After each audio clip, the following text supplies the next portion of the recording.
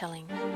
In this podcast, we will be looking at storytellers, stories, and the reasons that oral storytelling is important in our world today. You would think with all the technology we have available that stories do not have a place anymore, but they are needed more than ever. For in storytelling is where we find truth, we find reality, and we find the heart of what it is to be human. Welcome to the heart of storytelling. My name is Alyssa, and let's go on an adventure. Welcome to this week's episode. This week I speak with Jeff Atkinson, who is in Denmark in Western Australia. In January of 2025, I spent 3 weeks as an artist in residence in Denmark, and over the next couple of weeks, you'll hear from the 3 storytellers from that area. We also talk about Nicola Jane Le Breton, who was interviewed in episode 5 of the podcast, so head back to episode 5 to hear all about Nicola and her journey. Jeff and I talk about a range of things, and particularly the work that comes up for men in midlife. I hope you enjoy this episode with Jeff. Welcome to this week's podcast. This week we are coming from the great southern of Western Australia with storyteller Jeff Atkinson. Welcome to the podcast, Jeff. Thanks for having me on, Ellie. I'd love to hear about your storytelling journey, where you've come from and where you are now.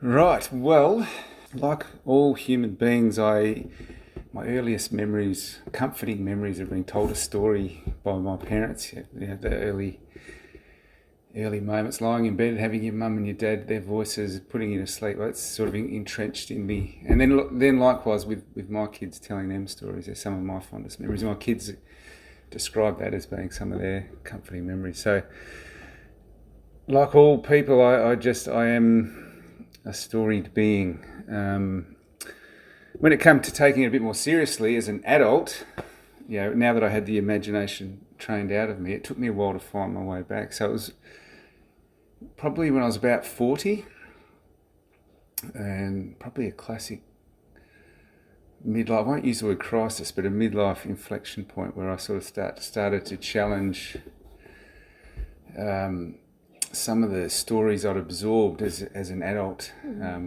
growing up in our world. Some of the mainstream narratives, and my life, like a lot of people at that stage, I started thinking, what's important to me? Why? How did I get here? What's meaningful? So it was really a period of questioning, and one of the things I questioned was just this myth of modernity, this linear progress of human civilization.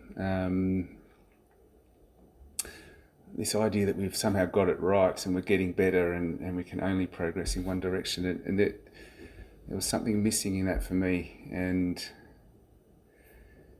I think I was really looking at trying to find a deeper sense of who I was and where I was going in the world. So the first, my first sort of influences as a storyteller were, I got really interested in Robert Bly's work in the 90s with the Minnesota men's movement. I kind of became a little bit obsessive about it. Like, I listened to everything online and thought, wow, what are these guys doing here? There's some deep meaning in here that I just didn't know about. And it was so wild and subversive and just unpredictable. And I was just really drawn to that. So I was really drawn to the work of Ian McKenzie. Martin Shaw is another one. Stephen Jenkinson, people like that. Really just a needed counterpoint to the life I'd lived up until that point. So the other thing is I was a lawyer. I worked in the law. I trained as a lawyer, and the use of words in that discipline is that's storytelling. But the type of story is a very narrow, focused, particular, designed for an outcome. It's almost like weaponized words. You're telling your story at the exclusion of all others, and so storytelling is the antidote to that. It's sort of find ambiguity in words and leave plenty of space for the imagination, whereas law, it's, well, close down the ambiguity, leave nothing for the imagination. So I was just drawn into this imaginative world where you can cast words into a room, and as with the audience, you sort of create something that's full of possibility and ambiguity. And so that just unlocked something in me, and so I've pursued it. And I mean, I was lucky enough. It hasn't been that long. I'm 46 now, nearly 47. So I've got a couple of some wonderful women who I think you know, Sylvia and Nicola. They ran a storytelling course, and I just jumped in, and sort of been a bit of a journey since then. Now we run our own little monthly storytelling circle. Community storytelling circle down here, which has been going for, I think we've done 14 shows now, and we were lucky enough to have you on the other night. And I've told stories at men's gatherings. So I recently travelled over to Menergy in Victoria, which was the first time I'd taken a story outside of Western Australia, so that was exciting. And I think that the time's right for it. Not only in my life, but I think the world's reaching out for. I can just sort of feel the creaking, groaning of sort of narratives collapsing around me in our society. So I think now is a really good time to be reintroducing, a tool for creating new meaning together with other people. So I'm intrigued by. You've got lots of great things happening here, but I'm intrigued by the time between childhood and imagination, and you said something like the imagination out of me until you go. Can you talk more about that? Well, I can. It's look, I come from a background. Well, I had a lot of love as a child, but my friends, my family, the world I lived in, very academic, university degrees, it was like imagination was a thing that you kind of grew out of, which is a horrible metaphor because like losing our imagination, it's almost like you can't lose your imagination as a human. All you can do is pretend you don't have an imagination, and then you leave this huge void for people who are skillful at manipulating to plant things into your imagination until you become a conformist person. So I think I followed. I grew up in a middle class family in Perth, Western Australia, and it was all about those myths of scientific progress and Western values, and particularly in the 90s when I sort of went through university, was this idea of universal Western values had prevailed, and that was the future for everyone, and let's get on board, and we've solved it now. The science. It's just a matter of time before we unlock all these things. There's no. I'm digressing a little bit from your question, but it was all these realms where the imagination was kind of banished. And so you've got to be serious. You've got to work hard, and it's kind of really sad and also damaging, because you get to sort of my age and you realise how much all the stories that you've adopted and taken on about career and family and a mortgage, and it's sort of all squashes the imagination out of us, and people, I think people suffer. They suffer because of it. So we're stuck in a story that we can't quite get out of. So I don't know if that gets to the heart of your question or not. No, it's okay. It was just a line of inquiry, really, just sort of exploring that idea of imagination. And I think, I wonder how much story has changed you since you've sort of moved in this new direction. How do you think it's changed you as a person too? Oh, certainly. I mean, it's a bit of a two-way thing. I was ready to start reimagining the world, and then in reimagining the world, I've kind of reimagined myself. It certainly carries immense healing capacities.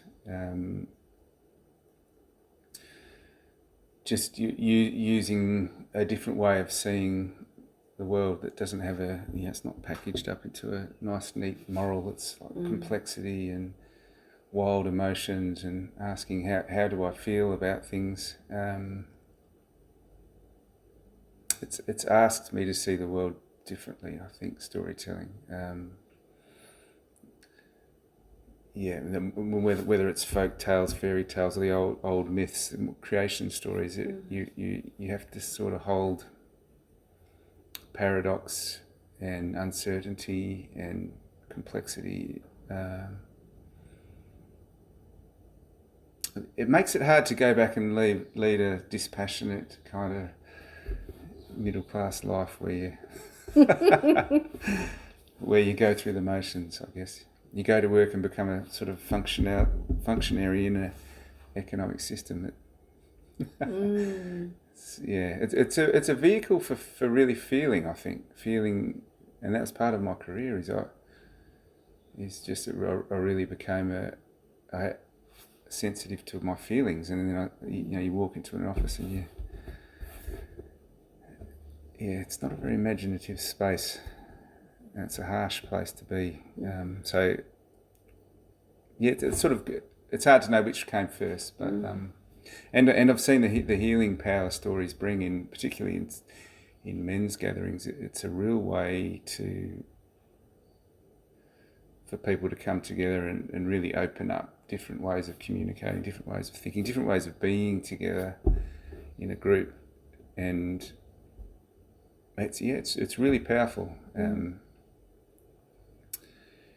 This is probably digressing a little bit from your question, but one thing I've really been exploring is the relationship between story and ritual, and how, like, historically they are interconnected things, and the healing value of being in a ritual setting with other humans, that where you're open to different possibilities, different ways of being, different ways of relating, different way to see how you fit into the cosmos.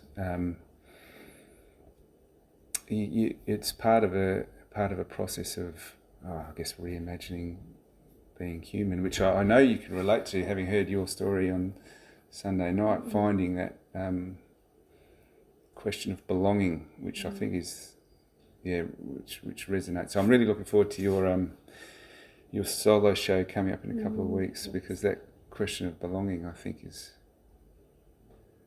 the big wound in modernity that we all have. And I think once we start wrestling with that, we might start gradually finding some transmutation and moving into something different. Yeah. I'm quite, you said you're about 40 when you felt this shift. Is that something common to men that something happens in about that age? Well, I haven't really studied it, so I'm speaking anecdotally. And I just had my brother-in-law down, who is exactly 40, and he was starting to ask these kind of questions. So without any expertise on the subject, I'd say yes, definitely it is. There's something about the midlife point, though, where you've kind of learned the rules of the game. You've made your mark, you've kind of done your thing, and then it's now like, well, is that all there is? Well, that's not all that satisfying, actually. At the end of the day, it doesn't. On some level, it might have provided whatever it's provided for your material satisfaction, or as I did. I had a family home, and but then it's like, well, what's it really about? What's the deeper longing? Now that I'm going to the second half of my life, it's the questions of, like, what am I going to leave behind? What can I pass on to the next generation coming through? And they're really juicy questions, fun questions. So it's fun, it's interesting, it's engaging. It's I think it's very natural, and that arc of one's life, I think, is really. It's explored so well in stories. So just to use a story example, we've recently, a friend of mine told the Parsifal myth, or a section of a broader myth about the youth passageway through innocent youth, through the awkwardness of adolescence, learning a skill, and then in this story it was the failure at the Grail Castle to find the right answers because there was no training in that deeper wisdom. It was like the great knight had the outward strength, and he'd done all the things in the first half of his life, but when he was confronted with the deeper mysteries, it was a failure, and then it became a story of failure and a redemption from that failure. So I think something about midlife that you have to look at your failures as well. It's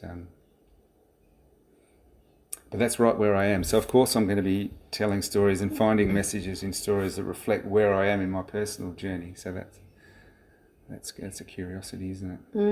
Well, I think it's just so perfect how we find the stories that meet us where we are. I've said before, I've got stories that I want to tell, like Inanna, but I'm not the person I need to be to tell that story just yet. Like I'm not ready. So I think you're spot on with that, for sure. I wonder if you could reframe it a little bit. The stories find us. Yeah. That might be another way of looking at it. Yeah. Well, they find us, but they hover. Like what Liz Gilbert says for her for writing, they hover around until you're ready to come through you. So that's really, I like that idea. Yeah. The stories are hanging around. I love that idea. Yeah. Yeah, and as I was saying earlier, there's a great Terry Pratchett story, quote about stories as living beings that have been here since the beginning of the universe, and they don't really care about humans too much. Their job is just to pass themselves on through us, and only the strong have survived and the weak stories have fallen away. So it's the strong stories that are still here, and I love it. It's a great way of thinking about it. Absolutely. So the work that you're doing here in Denmark, I'd love to hear more about the course that you did and also what you've established here. Right. So the course that was run by so Nicolas Le Breton, who's a bit of a mover and shaker in the Perth storytelling community, and my good friend Sylvia Lemon, who is a community theatre director by training. You're going to probably have to interview them and ask them what brought that on. And they brought someone with some training in the Dagara wisdom tradition, which was a very it's a very intact tradition, and they've okayed it to be taught a little bit in the wider world. So it was edgy. It was out there. It was. It brought a mystical tradition from another culture down into Denmark. It wasn't everyone's cup of tea, but it was kind of an explosive event, and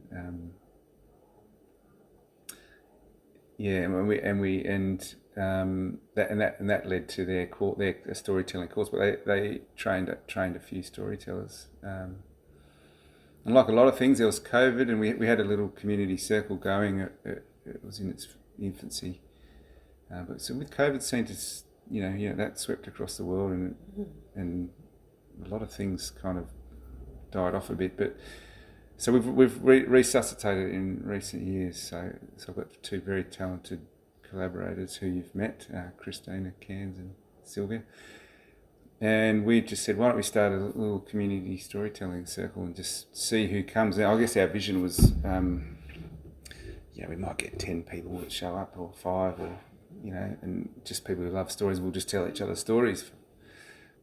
And there's been a really healthy, authentic response from the community. And so we regularly get 40, 50 people packed into this little space here, and we're now lucky enough to have guest storytellers like yourself come down and participate. And so it's got its own momentum. It's become a lovely little community gathering, and we share a meal, and we've seen part of our goal was for us to practice our craft of storytelling, but also to bring in other storytellers and help them develop their craft. And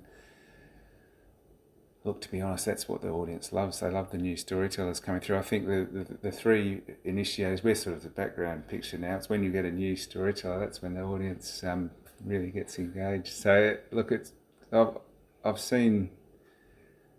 Oh, look, it's so heartwarming to see people get up and tell it, particularly if it comes from their culture that they come from.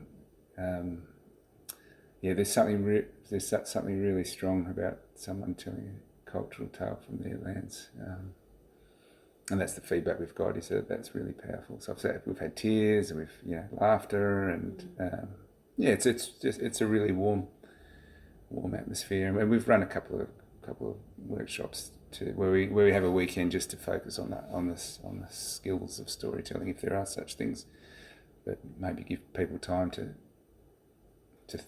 give them time and permission to become a storyteller. And I think it's wonderful. It's got its own momentum now. So no, it's a really rich. I said to my friend who I did the course with that it's the closest thing I've found to Emerson since I've been back. That community feel, the shared meal, like it's it's very communal, and it's just such a precious thing. Yeah, and it's become a bit of a part of the fabric of the community. That there are stories told at schools. We've been asked to tell stories at schools, gatherings. I know Sylvia's told stories at women's gatherings. I've told stories at men's gatherings. It's good. It's interesting. It's a fertile environment. People seem to be drawn to reimagining things. I think now's the time. So tell me about the type of stories that you choose to tell. Right. Well, the group we've set up is we've given it the label of mythopoetic storytelling, and the idea is really retelling old tales that have come out of a culture, so that they could be the grand mythical cycles or creation stories, or they could be folk tales, fairy tales. It's not a there are other types of storytelling where an author might write a story from start to finish and tell that story. That's not the discipline we're involved in. It's more, and I guess what we're looking for is something that was developed in an oral tradition. Most of them have been written down. In fact, that's how we seem to get them. But something that was oral was recorded, thankfully. And then now we can reproduce what's come out of that culture. It's not so much coming out of a individual author's mind, because although that's great, like I wouldn't tell a story I've written just because that's full of my biases and prejudices and cultural perspectives, and an individual author's going to tell a story with a moral and a conclusion and that's great. There's a place for that, no doubt, but it kind of can be a bit sterile if it's not wild. So the stories I'd like will have a bit of wildness into them, so two people can hear them and have a totally different reaction to a part of the story, or if you've got a nice little neat narrative with a moral at the end of it, it ties it down, tethers it to something. So I would always tell an older tale. It's not to say there's not a whole lot of creativity that goes into telling it, as you know, but it's a slightly different way of doing it. I'm interested in the mythopoetic. Can you talk me through a bit more about that? Well, I can. I mean, that word itself is really hard to define, and I think it speaks to a lot about what I was saying. Just that it has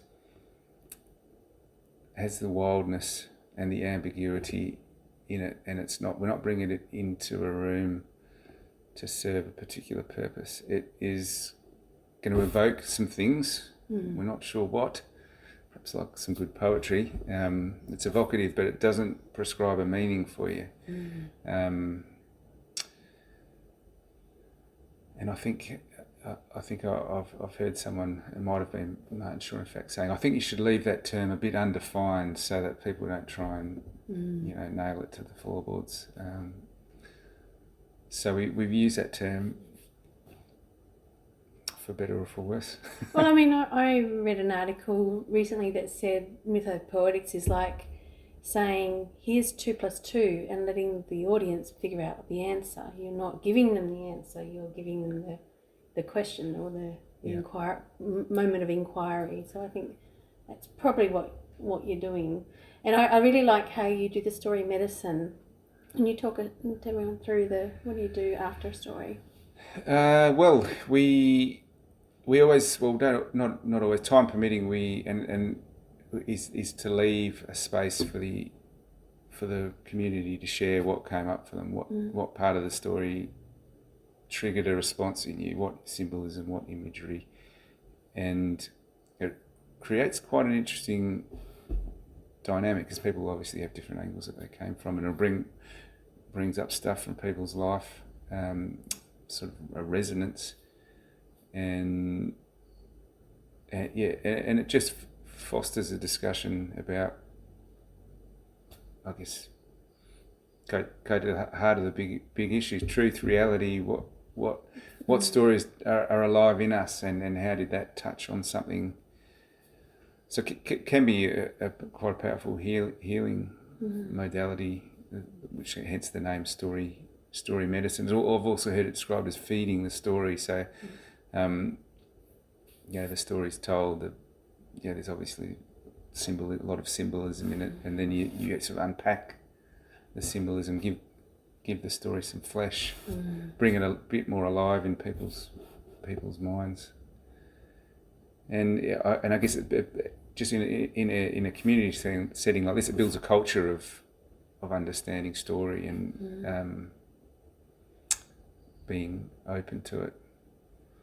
This is quite a small community. How do you, are people willing to share their feelings after a story?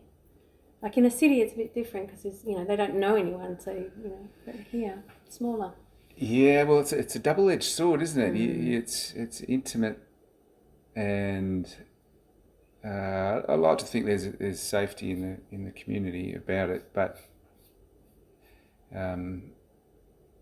so there's already an element of trust, but then there's also where you know that you're going to bump into people, and they know people that you know, and what's the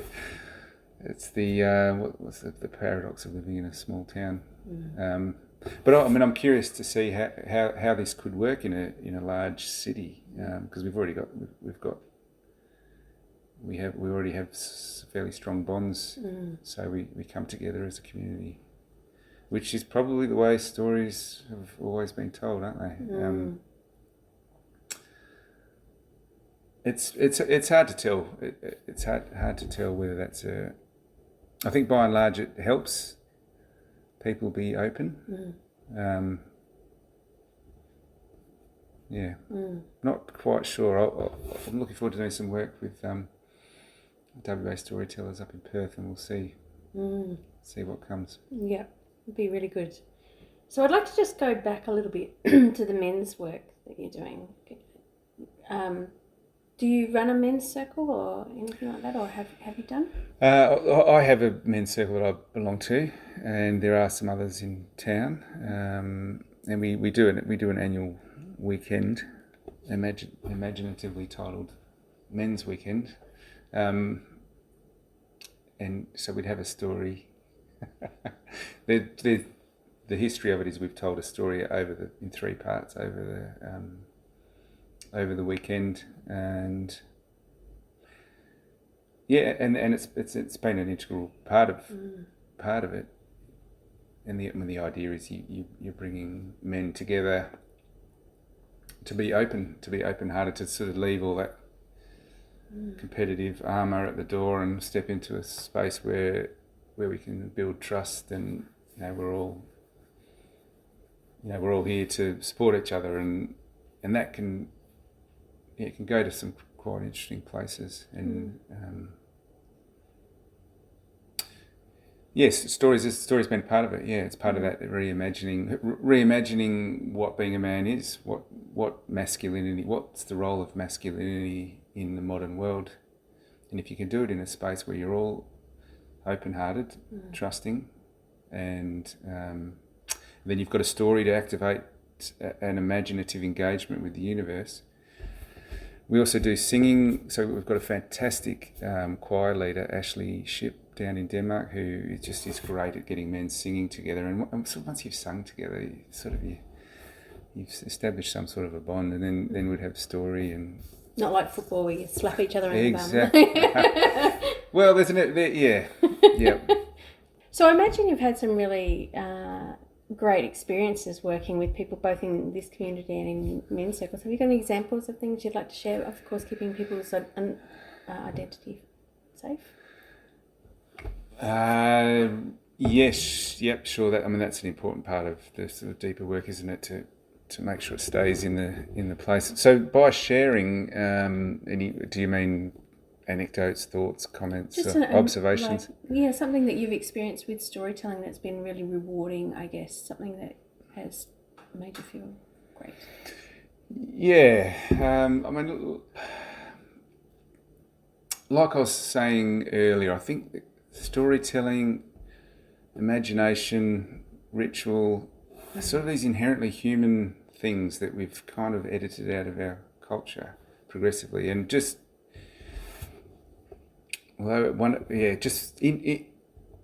reintroducing the sacred into our communities. I think it has a profound effect, and people are really hungry for it. And I don't want to there are people who have connection to the sacred through their personal practices or organised religions. I'm not dismissing that, but for those of us who grew up with a modern middle class lifestyle, the sacred's a long way away. It's kind of dismissed as something of sort of the ignorant past. Even you could argue some of the mainstream churches today don't like sacred stuff. So slowly feeling what a new sacred looks like for a group of people who live in this part of the world and are seeking belonging in this part of the world. I just really think there's a key there somehow. I know you talk about belonging and the importance of story and belonging. And how do we find it? How do we find that belonging, like not just to the community of people around us, but the land on which we sit? So it's one participant said, "Well, we're like in our infancy with this, like compared to Tibetan Buddhism or another established religion that's been here for millennia. We are sort of babes in the woods with a little bit." In finding a culture that connects to this land. So the stories we are empowered to bring, there are Noongar stories, but they're not often available to the wider community. We're trying it out. We're seeing what stories are going to take root, what's going to emerge from a group of people who are willing to explore these kinds of issues. So that's probably just watching it. It's welcomed. It's people know what to do.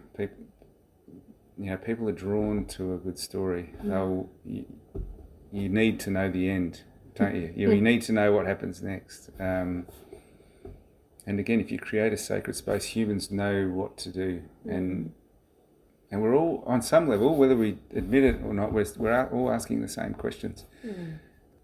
So this podcast is called The Heart of Storytelling. What do you think is at the heart of storytelling? Well, that's a deep question. I think it's our humanness, really. I think if you can connect with your own humanness and tell a story from that place, or hear a story from that place, and I think there's a certain authenticity that's needed to tell an oral story and to listen appreciatively to an oral story. It's not entertainment. Like, you're not sitting down watching a TV show. You're not producing a shiny product. You're engaging with a powerful force that's really at the heart of who we are, which is storytelling. It's the essence of being a human, how we perceive the world, how we construct the world around us based on what we, our sensory input is story on the simplest levels. How we remember things is by linking things in narrative. So I think it's being in tune with that, and being open-hearted about it. If you approach a story, if you're a teller and you approach a story with an open heart, and I'm going to be authentic, then everything will take care of itself. A little bit of preparation, learning the bones of the story is probably necessary, so you don't don't lose it in the middle. don't put yourself under stress trying to remember it. But I think you can tell when someone's telling an open-hearted story, can't you? You sure can. The sacredness. How do you create a sacred space for people? Well, I think you need to embody it and to understand the importance of it yourself. So, I think there's practical things you can do. So, like, whether it's a song or even a poem or a smudge stick or lighting a candle, or so they're the sort of the practical steps. But a moment where we all pause, come together as a group. It's a crossing of a threshold. It's like we are now out of our normal day-to-day busyness, and we're now sitting in a different space. And so it's marking that threshold with a bit of respect and reverence. And you can tell a person who isn't really feeling it, that tries to set up a sacred space, it sort of doesn't work, does it? If you and that's actually really important. That's also storytelling as well. Like, you step across, we're now in an imaginative, creative setting, and it's hard. You can't do it all the time. You have to have little spaces in your. Well, like my experience, you can't do it all the time. And I guess that's what we try and, like on a men's weekend, we set a boundary. You're now stepping into this, and then you step out on the way out, and I guess it's about setting the intention too, like within yourself before you even step into the space, that you're going to create a space that's sacred in many ways too. Yes. Yep. Yeah. And if there's a few of you, it's good to be on the same page. With it. And I think just reverence to the larger forces at work in the world. And again, that's something we've forgotten to do as a culture. Is we're actually not that powerful in the scheme of things. We've taught ourselves otherwise, but again, say we're in this little bubble that we acknowledge that we're part of a bigger universe, but we're doing our little bit down here. It's just innately human, I think. So we've touched on this a little bit before, but why do you think we need storytelling now? That's a brilliant question, and I don't want to get too intellectual in my answer. I can easily get intellectual in my answer. It's also got to come from a heart space. So maybe I'll start with the heart space. I think the stories we tell ourselves, or if you look at mainstream media, or even the way our culture's set up, are kind of relentless and not very human. I don't want to go on an anti-capitalist rant or anything like that, although I'm sure it's welcome on your podcast, Ali. But we are taught to follow the rules of the system, that we've been promised a chain of linear progress from primitive societies to this advanced technological future, and we're on that journey and just need to do what the government tells us and all will be well. That's a story that's kind of harsh on humans. So I think we need to fill that harshness with richer stories and more human stories and more. It's the universe is a bit more of a co-created thing that we're creating as we go as a community. We respond based on what's happening around us. And the other story of I don't deny the power of science, but the idea that once we've figured out all the rules of the universe, we'll solve it all through making machines that will do certain things, and then eventually we will have figured everything out. And that's a very harsh, inhuman story. It's been powerful, but it's creating a whole lot of problems as well. And it doesn't put humans at the centre of it. It puts kind of machines at the centre of it. So I think, there you go, I've slipped into an intellectual answer, haven't I? But from the heart, as a human, something tells us that that's not a universe that we want to live in. If they're the creation myths, if they're the underpinnings of our society, it kind of squashes some humanness in us. So I think that's why I found the Minnesota men's work, Robert Bly's stuff, so just rebellious and subversive and outrageous and surprising, and just go, wow, yeah, like that's what's something in me just responds and it answers the call. And I've sort of seen it telling a story in front of a large group of men recently, and it's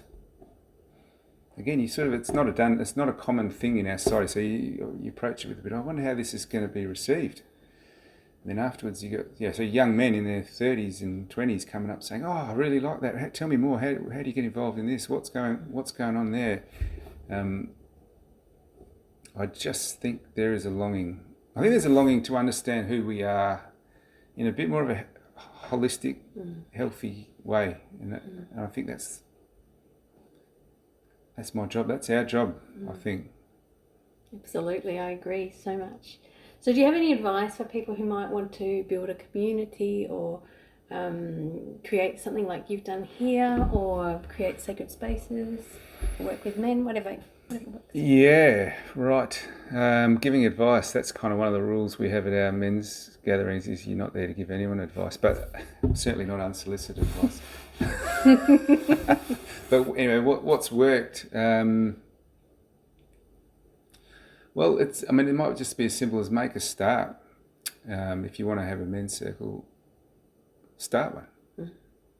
And you feel like, oh, is people going to look at me strangely? Is this going to be a bit? If I bring out a talking piece and we say we're going to go around and share how we feel. In my experience, there's a longing for it. I've had several occasions where I've gone, oh, I'm stepping into this.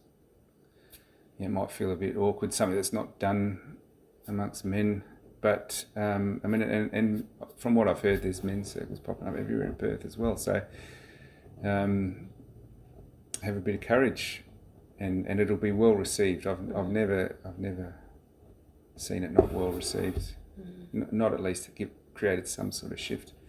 As for storytelling, I'd say tell stories, read stories, tell stories. Even if you're telling them to the trees and the rocks. People will want to listen. There's just no question about that. If you start telling a story, watch the audience.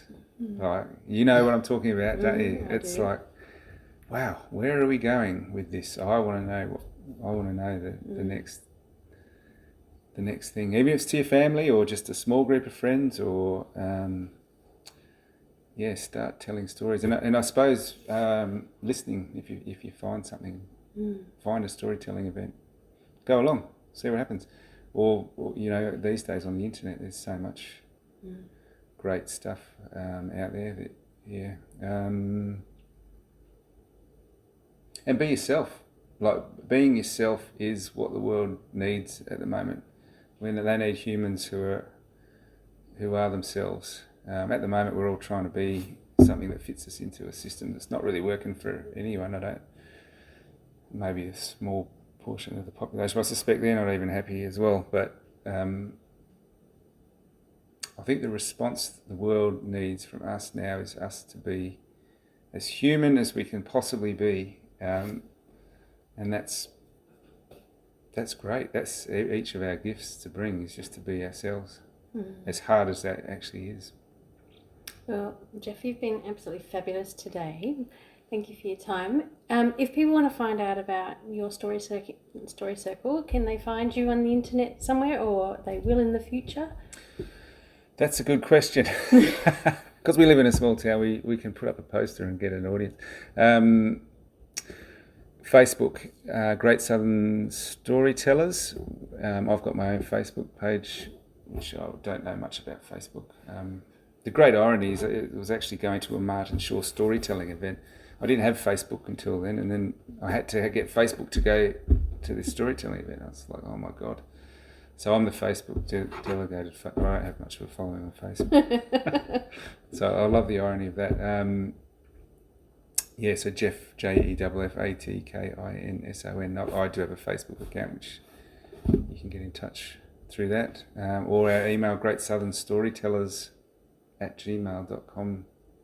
I'll put it in the notes so people can find you. Thank you so much for your time today. I really appreciate it. Thank you very much, Ellie. Thanks for coming down. It's wonderful to have you down here in Denmark. If you've enjoyed the podcast and would like to support me to continue the work that I'm doing, please head to buymeacoffee.com/Alyssa Curtain and make a donation or sign up for a subscription. This is a passion project, and as such, it is voluntary. So your donations make it easier for me to continue this work. Thank you for your support. Well, that's our episode for today. I hope you've enjoyed learning about storytelling and folktale, fairytale, myth, legend, or personal tales, wonder tales, all sorts of stories, and the art of storytelling, and why we really need to continue using it today. You can find more information about me at alyssacurtain.com or at Alyssa Curtain Stories on Facebook, Instagram, YouTube, and TikTok. I hope that you can find your heart in storytelling.